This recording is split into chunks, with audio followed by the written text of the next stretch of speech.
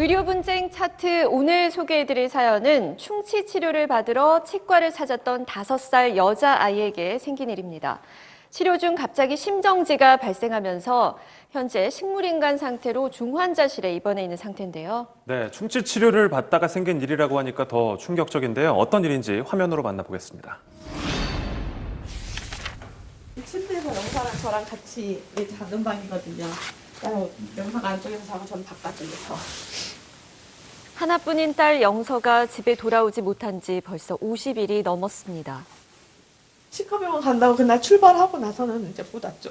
그때 계속 병원 중환자실에 누워 있으니까요. 현재 식물인간 상태로 중환자실에 입원 중인 영서. 영서 다들 일어나라고 기도해 주는데 언제 일어날 거야? 응? 그만 자고 일어나자. 치과를 찾았던 영서에게 갑자기 심정지가 발생한 원인은 무엇일까요? 치과 치료를 갔는데 치료하면서 아이가 너무 움직이니까 수면 치료를 얘기를 하셨어요. 지금 영사 어디 가요? 영서는 아기 때 심장 수술을 받았었고 발달 지연이 있는 아이였기 때문에 대학병원 치과를 찾았던 건데요. 의료진은 수면 마취 치료를 권했다고 합니다.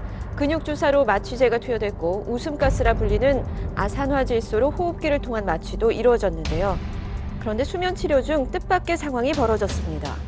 치료실 안이 막 뭔가 좀 부자스러운 소리가 이렇게 뭔가 좀 그런 소리 나서 보고 있는데 얼굴이랑 이마랑 파랗게 돼가지고 입술도 파랗게 변해 있었거든요. 그래서 저는 딱 봤을 때 진짜 이런 말 하기 싫은데 우리 아이가 죽었나? 이 생각이 들었어요. 딱 얼굴 봤을 때. 네, 이번 사건은 치과에서 수면 마취 상태로 치료를 받다가 발생했습니다. 가장 먼저 영서에게 왜 심정지가 왔는지 좀 알아보고 싶어요. 예, 차트를 먼저 좀 보시면요.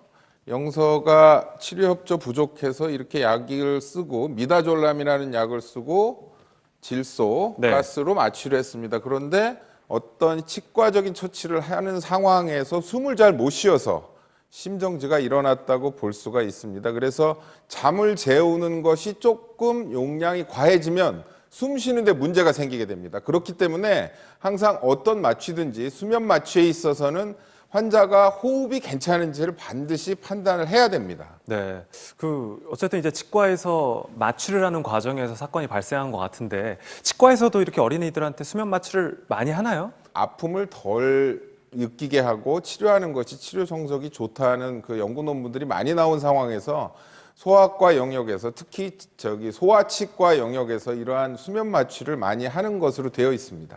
위험하지는 않나요? 예, 모든 마취에는 위험성이 따르게 되죠. 특히 이 수면 마취와 전신 마취가 조금 차이가 있는데요. 네. 수면 마취가 약간 깊게 되면 숨을 안 쉴 수 있고 그런 상황에서 본다면 수면 마취는 항상 환자에 대한 감시를 늘 해서 숨을 잘 쉬는지 안 쉬는지 봐야 될 그런 부분이 있는 것입니다. 의료진의 주의가 좀 더 깊었다면 이런 사고는 일어나지 않았을 것이라고 가족들은 주장을 하고 있는데요. 그 의견 함께 화면으로 만나보시죠. 아이의 곁을 지키기 위해 병원 근처에 작은 방을 얻은 가족. 가족은 의료진의 처치에 의문이 남는다고 주장합니다. 산소 포화기를 하는데 왜 우리 애기는 안 했냐고 물어봤더니 그 사람이 하는 말이 아이가 마취가 제대로 잘 안 돼서 움직이고 이러면 빠지니까 못했다 그러더라고요. 그래서 저희가 물어봤어요, 다시. 나중에 아이가 마취를 해서 치료했을 때는 왜 안 했냐. 그랬더니 그때는 별말을 안 하더라고요. 마취 상태에서 환자의 호흡과 맥박을 측정할 수 있는 산소 포화도 측정기가 영서에게는 연결돼 있지 않았다는 건데요. 마취 통증의학과 전문의에게 자문을 구해봤습니다. 2010년에 그러니까 대한치과협회에서 이제 치과 진정 수면 마취에 대한 가이드라인을 만들어서 지금 이제 적용을 하고 있는데 그 해당 가이드라인에 보면 소아 환자 같은 경우에는 진정 깊이에 관계없이 시술 중에는 그 산소 포화도 감시를 무조건 하는 게 원칙으로 되어 있습니다. 가족은 조금이라도 더 빨리 아이의 상태를 발견했다면 결과가 달라지지 않았을까 억울함이 남는다는 주장인데요. 당시 아이의 상태를 감시할 의료진이 부족한 상황도 아니었다고 합니다. 그걸 계속 심폐소생을 계속 한 손으로 하더라고요. 하면서 계속 그것만 하고 있었어요. 다른 건 안 하고. 진료의자에 누운 상태에서 심폐소생술이 진행됐다는데 왜 아기를 침대 위에서 계속 그렇게 심장 마사지만 했냐 했더니 밑에 옮기는데 아이가 다칠까봐 그렇게 못했다는 거예요. 머리랑 이런 게 다칠까봐. 그냥 그래서 침대 위에서 그렇게 하고 있다는데 구급대원 오자마자 아이를 내려놓고 마사지를 했었거든요. 병원 측은 감시 장치를 사용하기 어려운 상황이었으며 진정된 후에는 가슴의 움직임으로 호흡을 감시했다고 밝혔는데요. 응급처치에 대해서는 심폐소생술과 산소 공급이 즉시 이루어졌으며 119에 신고하는 등 신속한 응급처치가 진행됐다는 입장입니다. 가족은 그저 영서가 다시 눈을 뜨는 날이 오기를 기다리는 것밖에 할 수 있는 것이 없다고 말합니다. 기저귀 발에서 우리 영사가 눈만 떠주면 고맙겠어요, 정말로. 가장 좀 이해가 안 가는 부분이 네. 아이에게 문제가 생긴 이후에, 그러니까 얼굴이 파래지고 나서야 문제가 생겼다는 걸 알아챘다는 게 아닌가 싶은데 마취 중에 환자의 상태를 감시하지 않나요, 박사님? 일반적인 상황으로 말씀드리면 수면 마취나 환자가 의식이 저하돼서 숨을 잘 안 쉴 경우가 있는 상황에서는 반드시 어떤 상황에서도 산소 포화도를 모니터를 해야 되는 것이 원칙입니다. 어쨌든 이 산소 포화도를 끼지 않았는데 이거를 가족 입장에서 좀 이렇게 문제 삼을 수 있지 않나요? 네.